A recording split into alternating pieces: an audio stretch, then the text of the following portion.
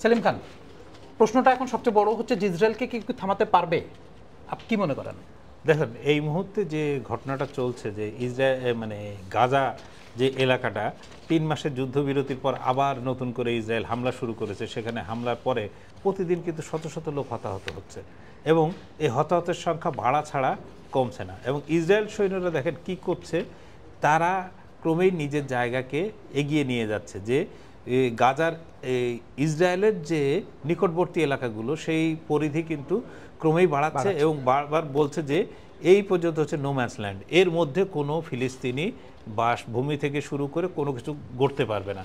আপনি যদি দেখেন গাজার একপাশে যে গাজা সিটি, যেটা সেই গাজা সিটির এক অংশ হচ্ছে রাফা, সে রাফা পুরোপুরি প্রায় ৯০% বেশি পুরো ধ্বংস করে মানে একদম মাটিতে মিশিয়ে দেওয়া হয়েছে।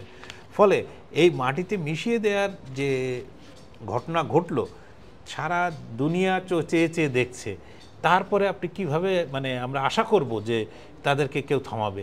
কারণ তাদের পেছনে তো ট্রাম্প সহ আমেরিকান নেতৃত্ব, আমেরিকা। এখানে একটা প্রশ্ন হচ্ছে যে তাদের পেছনে লোক আছে, বাট গাজা বা ফিলিস্তিনের কথা যদি আমরা বলি, তাদের পেছনে তো কেউ নাই। তাহলে কি মানে ধরে নিতে পারি যে বিশ্ব মানচিত্রে আসলে ফিলিস্তিন বলে আর কিছু থাকছে না? বান্ডেল থাকলে প্রতি সেনমানিতে টাকা বাঁচবে। বিকাশ সেনমানি বান্ডেল কিনে জিতুন প্রতি লেনদেনে।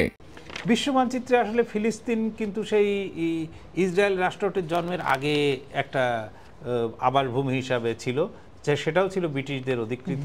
তার আগে কিন্তু ফিলিস্তিনি ল্যান্ড বলে কোনো কিন্তু দেশ বলে কি কোনো সময় ওইভাবে ছিল না, কিন্তু ফিলিস্তিনিরা ওই এলাকায় থাকতো এবং ওই এলাকার বাসিন্দা হিসাবে কিন্তু তারা পরিচিত। সেই ফিলিস্তিনিদের উৎখাতের প্রয়াস কিন্তু ইসরায়েল রাষ্ট্রটি যখন থেকে জন্ম নিল বা যখন থেকে ইউরোপ এবং আমেরিকা মিলে সিদ্ধান্ত নিল যে ওইখানে একটা ইহুদিদের জন্য একটা রাষ্ট্র হবে, যে রাষ্ট্রটির নাম হবে ইসরায়েল, যেটা ইসরায়েল মনে করে তাদের যে ধর্মগ্রন্থ, সেই ধর্মগ্রন্থ অনুযায়ী এই জায়গাটাই হচ্ছে তাদের পবিত্র ভূমি এবং এইখানেই তাদেরকে ফিরে যেতে হবে। তো সেই ঘটনার পর থেকে কিন্তু আস্তে আস্তে আস্তে আস্তে ফিলিস্তিনিদের দিকে কখনো তাদেরকে প্রচণ্ড বেশিরভাগ সময়ই তাদের বিরুদ্ধে প্রচণ্ড বলপ্রয়োগের মাধ্যমে তাদেরকে হত্যা এবং নৃশংস অত্যাচারের মাধ্যমে তাদেরকে দূরে ঠেলতে শেষ পর্যন্ত এসে দাঁড়িয়েছে যে পশ্চিম তীর এবং গাজা, এই দুটো এলাকার মধ্যেই কিন্তু এখন সীমাবদ্ধ। আপনার যদি 1967 সালে যে আরব ইসরায়েল যুদ্ধে আরবরা হারার পরেই তখন কিন্তু যিনি ইসরায়েলের প্রতিরক্ষা মন্ত্রী ছিলেন, ওনার নাম মোশে দায়ান কিন্তু সেই সময় বলেছিলেন যে গাজায় সেই তখন যে 4 লাখ ফিলিস্তিনি বাস করতেন, তার যুক্তি ছিল যে 4 লাখ ফিলিস্তিনিকে যদি কোনোভাবে সরিয়ে দেওয়া যায় তাহলে গাজাটাকে পুরোপুরি ইসরায়েলের অংশ হিসাবে নিয়ে নেওয়া যায় এবং গাজাকে যদি ইসরায়েলের অংশ হিসেবে নিয়ে নেওয়া যায় তাহলে অনেক ঝামেলা, ফিলিস্তিন সংক্রান্ত যে অনেক ঝামেলা সেটা মিটিয়ে ফেলা যাবে। ভূমধ্যসাগরে যাতায়াতের একদম ঠিক কথা বলছেন, যে এক হচ্ছে যে ভূমধ্যসাগরে তাদের সাগরে যাওয়ার পথ আরও পথ খুলে যায়।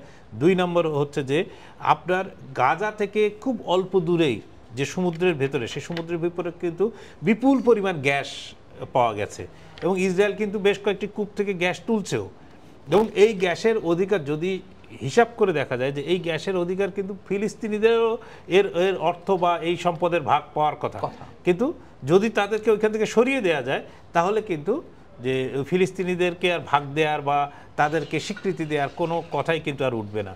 ঠিক একইভাবে সেই 1967 পর আবার 2025 এই এত বছর বাদে 33 আর 25 প্রায় 58 বছর বাদে আপনার আবার সেই প্রসঙ্গ আসছে যে ফিলিস্তিনিদের ওখান থেকে সরিয়ে দাও। আপনি দেখেন তখন 4 লাখ ছিল, এখন 22 লাখ লোক। ইতিমধ্যে ট্রাম্পের পক্ষ থেকে পর্যন্ত প্রস্তাব গেছে যে মিশর, জর্ডান এবং অন্যান্য যারা এমনকি আফ্রিকার কোনো দেশে দেশে যদি তাদের এবং সেটা মরুভূমির মধ্যে যদি তাদেরকে কোথাও শিফট করা যায় সেই কথাও কিন্তু মানে আমেরিকা এবং ইসরায়েল মিলে ভাবতে শুরু করেছে।